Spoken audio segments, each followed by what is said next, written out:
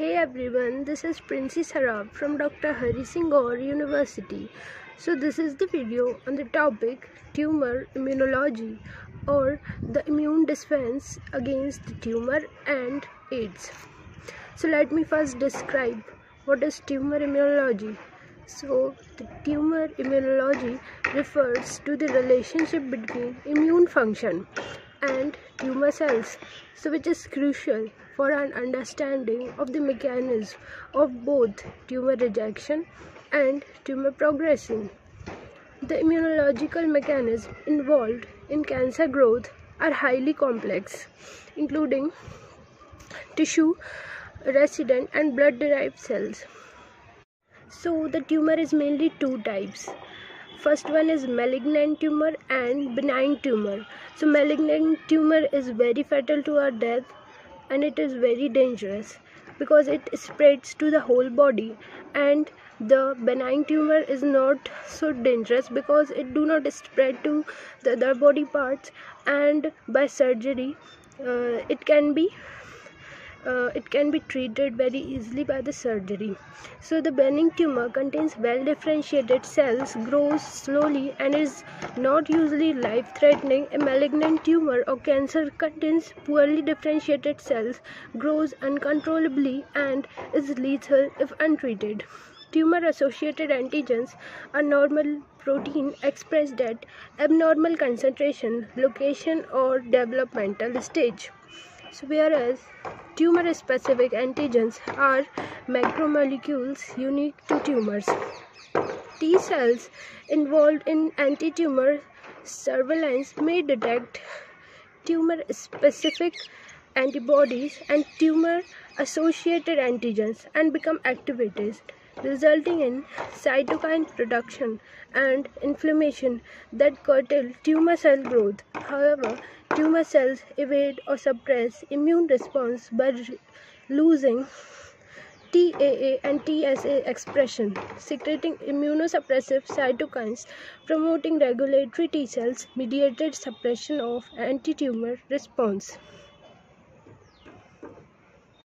Human immune system mounts natural endogenous response to highly immunogenic tumor cells through a series of steps, including the presenting of tumor antigens to T cells via antigen presenting cells and priming, activation of T cells in the lymph nodes, trafficking and infiltration of T cells into tumor beds, recognition of cancer cells by T cells, development of effector memory T cells and humoral immunity, allowing effector T cells and other endogenous immune cells as well as tumor effective antibodies to kill the cancer.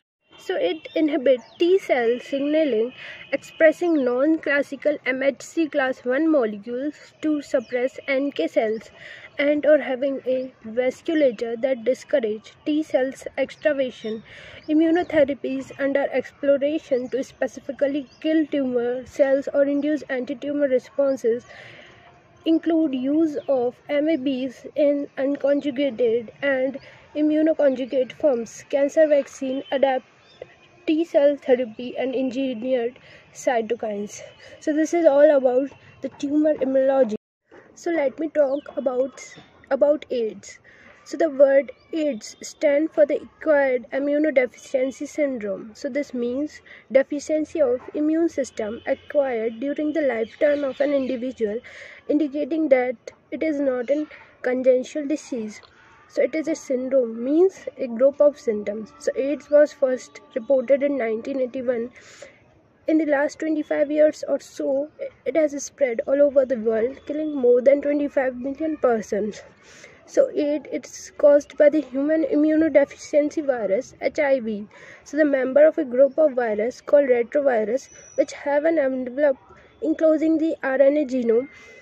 Transmission of HIV infection generally occurs by sexual contact with infected person, transfusion of contaminated blood and food products, by sharing infected needles, as in the case of intravenous drug abuser, and from the infected mother to her child through placenta. So the people who are at high risk of getting this infection include human who have multiple sexual partners, drug addicts who take drugs intravenously, individuals that require repeated blood transfusion, and children born to an HIV mother.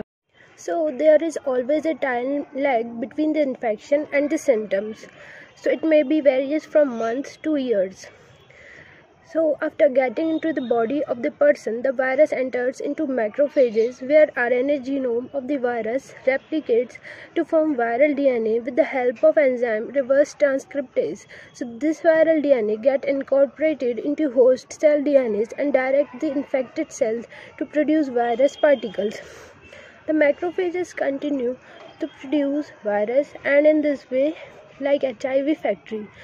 So simultaneously, HIV enters into helper T lymphocytes, replicates, produce protein viruses. The progeny virus released in the blood attacked other helper T lymphocytes. So this is the repeated, leading to a progressive decrease in the number of helper T lymphocytes in the body of the infected person.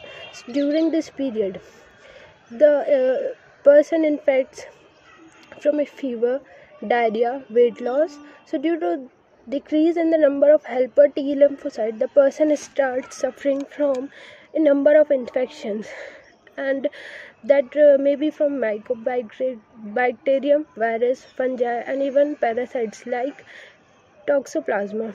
So the patient becomes so immunodeficient that he or she is unable to protect herself against this infection. A widely used diagnostic test for the AIDS is enzyme-linked immunosorbent assay (ELISA). So treatment of AIDS with an antiretroviral drugs is only a partially effective, so they can only prolong the life of the patient but cannot prevent death, which is inevitable. So we can prevent the AIDS. So this disease have no cure, so prevention is the best option. So moreover, HIV infection more often is spread due to conscious behavior patterns, and it is not something that happens inadvertently like pneumonia or typhoid. Of course, infection in blood transfusion patient newborn baby may take place due to poor monitoring.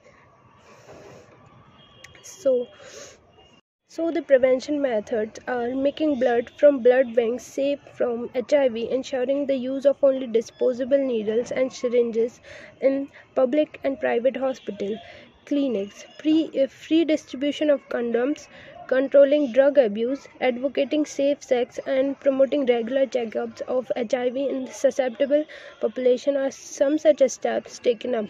So thank you so much. This is all about AIDS. Thank you so much for listening me.